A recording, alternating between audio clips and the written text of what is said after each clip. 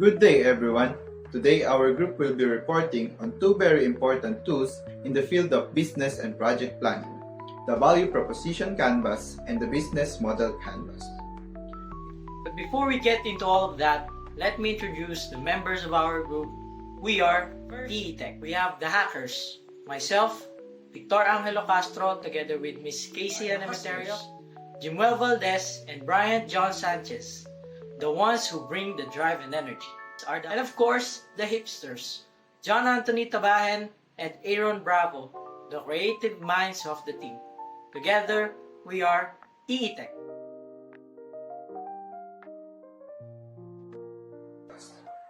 In today's world, whether we're talking about running a business, starting a project, or even organizing community activities, it's not enough to just have a good idea. What really matters is whether that idea connects with the needs of people and whether it can be carried out effectively. This is where frameworks like the canvases we're about to discuss become very useful. These tools are widely used not only by entrepreneurs but also by students, professionals, and organizations who want to create clear strategies and make their ideas more practical and realistic. Instead of relying on guesswork, the canvases provide a structured way to think, to analyze, and to design better solutions. Now, I'll be discussing the Value Proposition Canvas, or PVC. The Value Proposition Canvas is a tool that helps us design products, services, or even projects that match the real needs of people.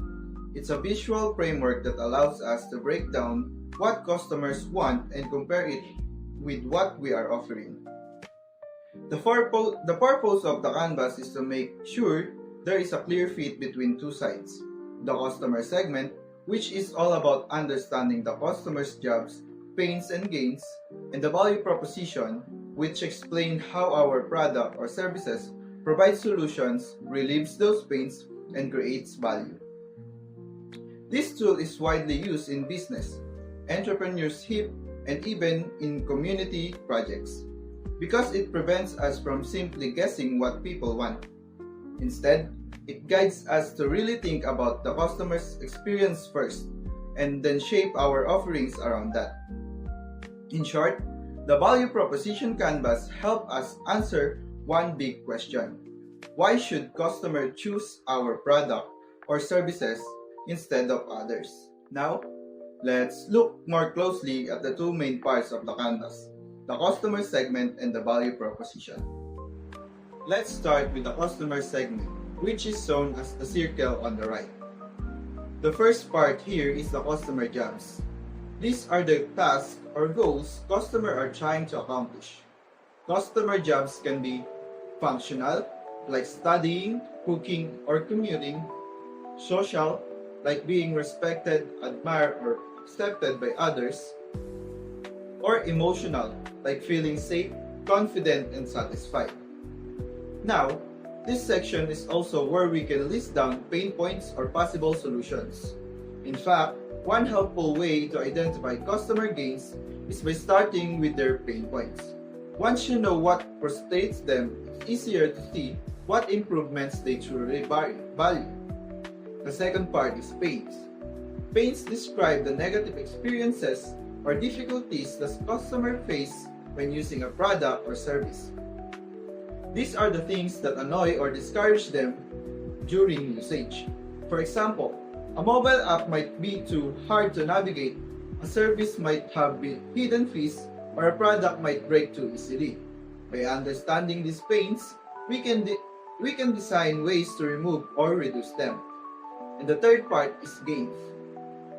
Gains are the benefits or positive results that customers want to achieve. These can be expected improvements, like faster service or lower cost, or unexpected delights, like extra rewards or added convenience. Now let's move on to the value proposition, which is represented by the square on the left. These slides show how our products or services can meet the customer's needs. The first part here is the products and services. These are the actual things we are offering, whether it's a physical product, a digital service, or even an experience. Next is pain relievers. This explains how our products and services solve the problems or frustration that customers face when using a product or service.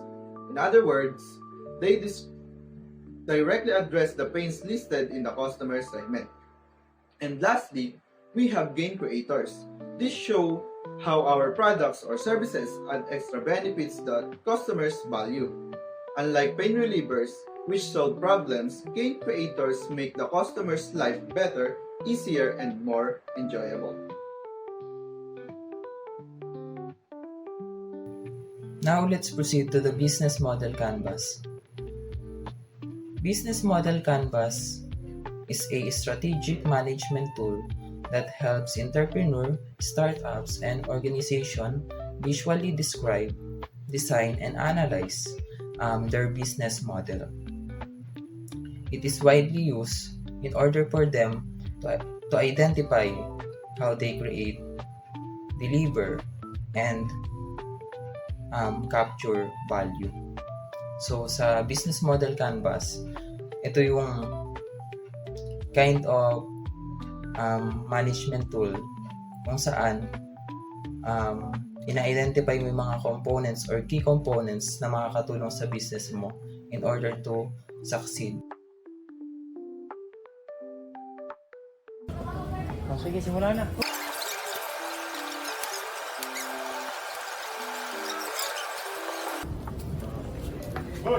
Value proposition sa ano.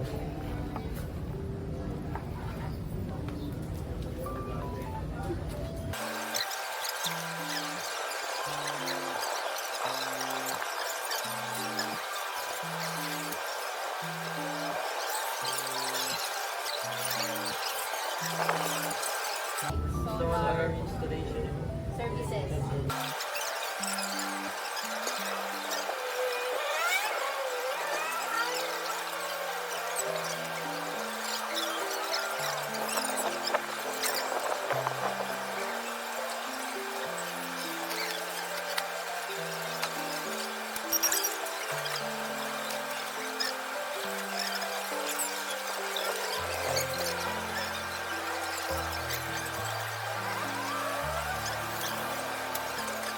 Sabi ni Sir dito, pain points.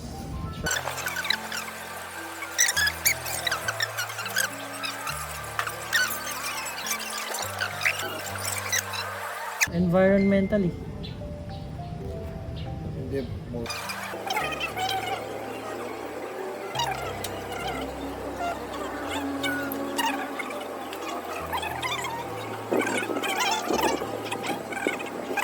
Hindi naman sila nasabi na karami.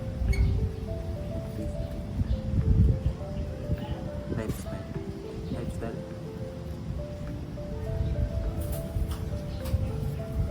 Sa social, syempre magpapamayaw. Ato impress other. Or impress. Insecurities? Hindi. Pwede ka namang Yeah.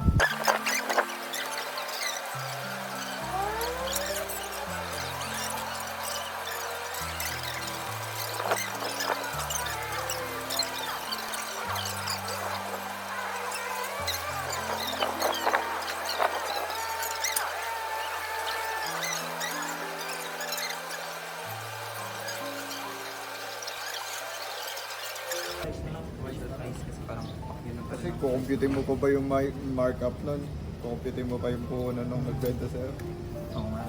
Ay, hindi pala markup. Ang markup pa nakita mo sa ano. Yung Oo nga photo. pala. Natural disasters. Natural disasters.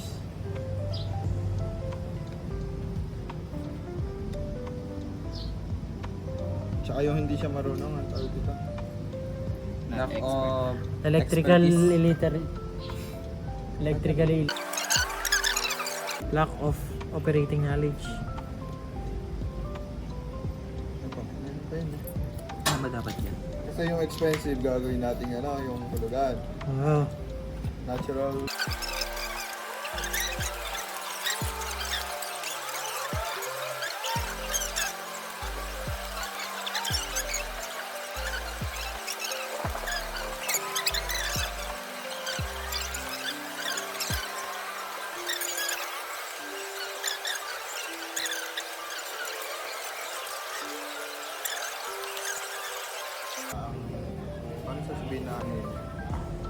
mga tao. Ano? Operated by experts.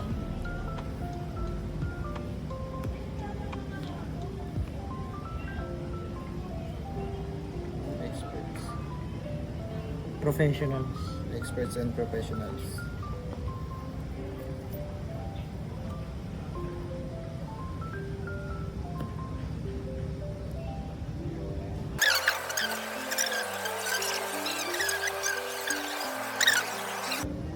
BMS.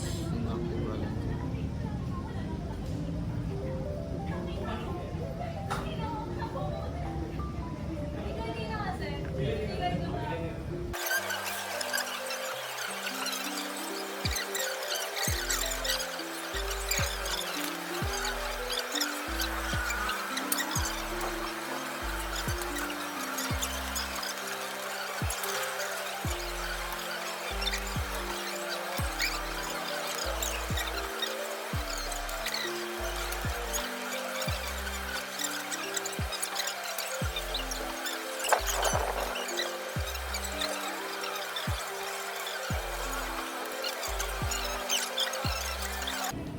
Mahirapan kayo mag-cut dyan.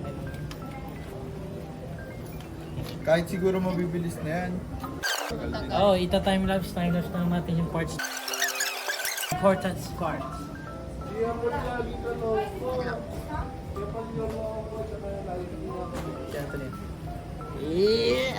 Dalawa eh. Parang tayo si Jewel, Andito na, si Bong. Revilla. Okay. Nandun na tayo sa kasunod na part. Real suppliers. Sige, IT. IT? Government agencies. And ROI consultation.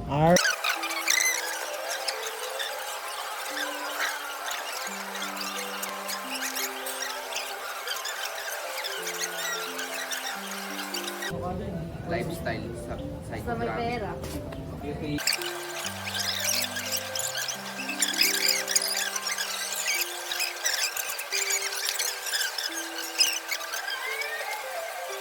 Isa. 15 to 20. 15. Estimate lang naman yan. To 20. Oo, kasi pati yung ano natin, yung cost estimate lang eh. Ano pa? Add-on revenue. Ano pa ba magandang revenue?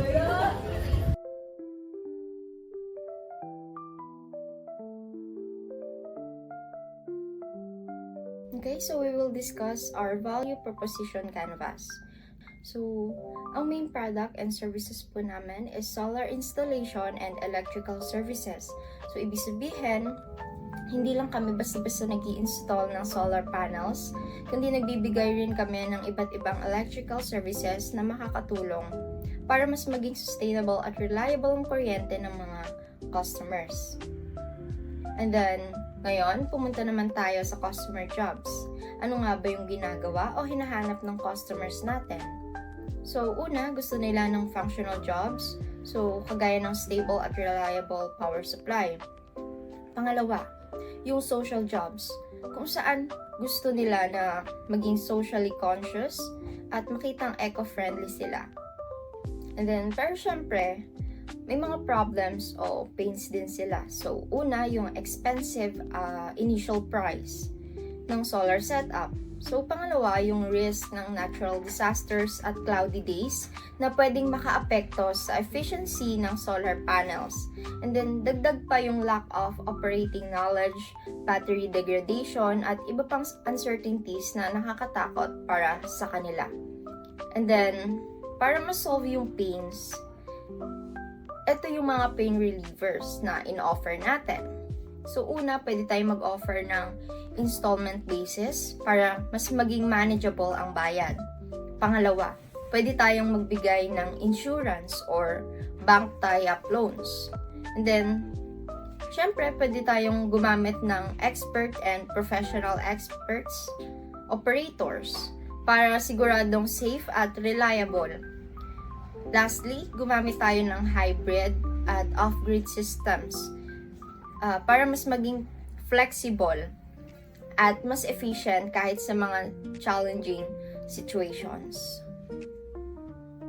On the other hand, ano naman yung gains o benefits na makukuha ng customers? So una, no power outage at availability ng electricity anytime.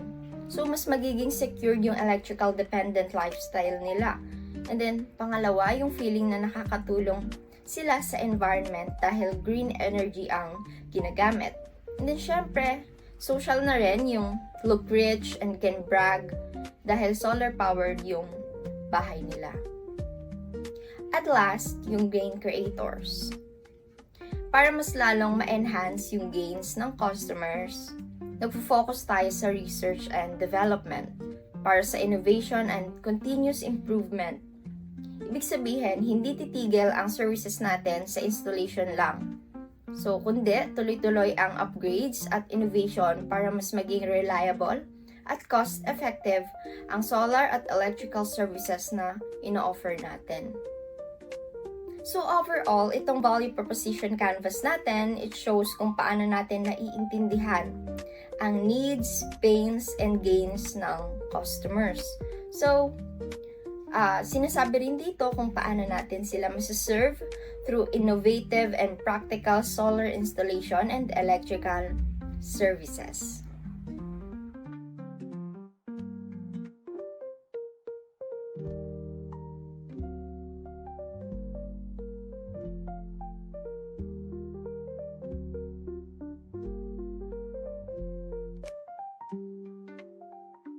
Now, let's proceed to our business model canvas.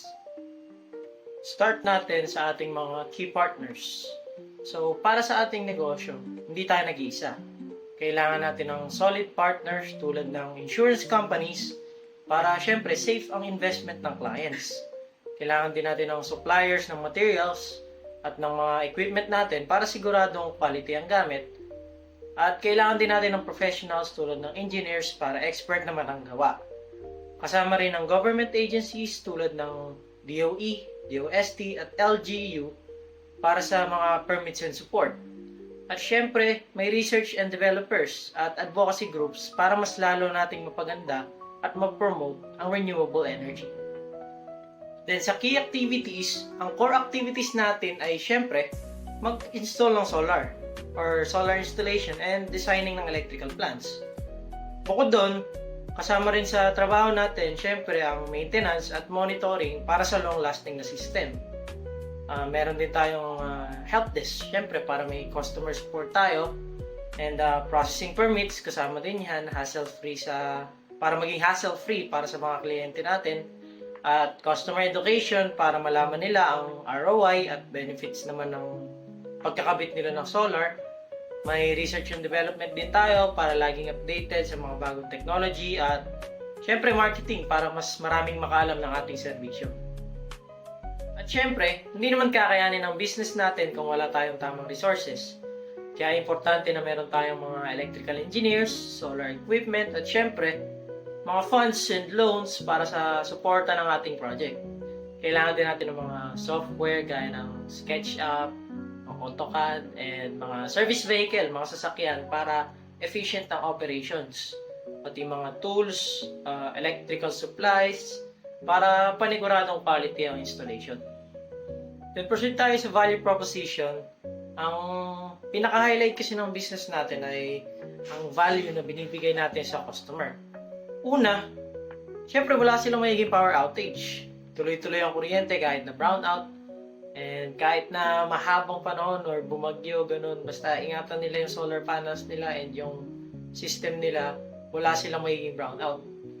Then second naman, available ang electricity anywhere. Kahit nasa bundok ka, kahit nasa dagat ka, ganun, nasa isang isla ka, pwede kang magkakuryente gamit ang solar. Then third, secured ang kanilang lifestyle kahit na hindi sila fully dependent sa utility companies. So, bukod pa rito, let's be honest, installing solar also makes you look kind of rich, nakakayaman siya and parang successful ka, ganun. At higit sa lahat, may fulfillment sa pagtulong sa environment. So, it's both practical and aspirational. Then, customer relationship, mabilis lang to. Gusto natin na ang customers natin ay hindi lang one-time transaction. That's why we have after-sales support at meron tayong help desk. Hindi natin sila papabayaan after ng installation. Nandyan pa rin tayo para tumulong at mag-guide sa kanilang solar journey. Then channels. Para makarating ang ating serbisyo sa mga customers natin, gagamit tayo ng iba't ibang channel. Mismo nating company, mismong office natin, para sa mga walk-in clients. Then we have social media platforms para sa promotions and madali silang makapag-message affiliates para naman mas lumawak ang reach natin at advertisement para mas maging visible tayo sa market. Then dito tayo sa customer segments. Ang target customers natin naman ay syempre mga homeowners at commercial buildings. Usually nasa mid to high income ng mga tao to. And hindi sila lang. Syempre, marami pa tayong ibang customers. Pwede rin yung kahit sino na electricity dependent. Halimbawa, meron kang kamag-anak na, unfortunately, meron siya sakit. Dependent siya sa kuryente, ganon. And marami pang iba't ibang sectors ng customers na pwede nating matulungan gamit ang ating service. And behaviorally, meron din tayong clients dyan. Ang mga client natin ay yung mga hindi pwedeng mawalan talaga ng kuryente. Psychographically, ito yung mga eco-conscious at tech-savvy individuals. At geographically naman, kahit saan, basta may need na stable power, nandyan tayo. At ngayon, mag-proceed tayo sa ating cost structure. Of course, may cost tayo para ma-set up ang system. Nandiyan ang mga solar panels na umaabot around 35 to 45k per kilowatt naman to. Inverter, share, mga 10 to 20k. Mounting structures, mga 9 to 10,000. Technicians, mga 14 to 18. Yan sa technicians, pwedeng monthly yung ganun per person. Pero kasi per kilowatt ang tansyahan natin. So, itong pricing na to medyo kind of overpriced to para sa ating mga overhead prices. So, kaya ang total cost ng ating per kilowatt ay around 75 to 85,000. Pwede mas bumaba pa dyan. Most likely, mas bababa pa dyan. Pero tandaan na ang investment naman kasi na ito, kahit na sabihin natin na mataas na nga yung presyo, bumabalik ito dahil sa natitipid nating kuryente. At it takes time lang naman para mabawi natin ito. Then now, proceed naman tayo sa ating revenue streams. Ito ang ating exciting na part, syempre, ang kita. Sa solar installation sales, selling price per kilowatt ay around 66 to 70,000. At ang profit per kilowatt ay around 15 to 20 base sa computation natin kanina. May add-ons pa tulad ng battery storage na inaabot naman to ng around 70 to 120,000 per kilowatt hour. So, depende rin to kung lead acid or kung gagamit ka ng lithium ion or lithium phosphate. So, marami-raming types. Ito estimation lang to. Then, meron din tayong electrical services, maintenance contracts, consultation and audits, yung mga tinitingnan natin. Pati permit assistance, syempre. Sa mga permit natin, kailangan natin ng connection sa government kahit paano para mabilis naman yung ating processing. So, magbigay naman tayo ng example. So, kung meron tayong 5 kilowatts residential system, ang initial price nito, ang ibibigay sa atin ni client is around 330 to 350,000. Yun ang offer natin. And ang cost nito sa ating side is around 255 to 275,000. So, ang profit range natin sa isang 5 kilowatt residential system is around 75 to 80,000. Sa isang project pa lang to, imagine kung marami tayong clients, syempre. So, bilang conclusion naman, ang business model canvas na to, ang buong business na ito, shows ang solar installation business is not only profitable but also sustainable and impactful. Hindi lang tayo kumikita, nakakatulong din tayo sa tao at sa kalikasan. In summary, we generate revenue not only from installation but also from after-sales services, upgrades, and consulting, which ensures a continuous and diverse income streams. To summarize, our business offers affordable and eco-friendly electricity. We reach a wide range of customers, build trust through support, manage costs effectively, and generate revenue through sales and services. Together, this creates a sustainable and profitable business model. Kaya kung gusto nyo magnegosyo ng ganito na future-ready at meaningful, this is the right path.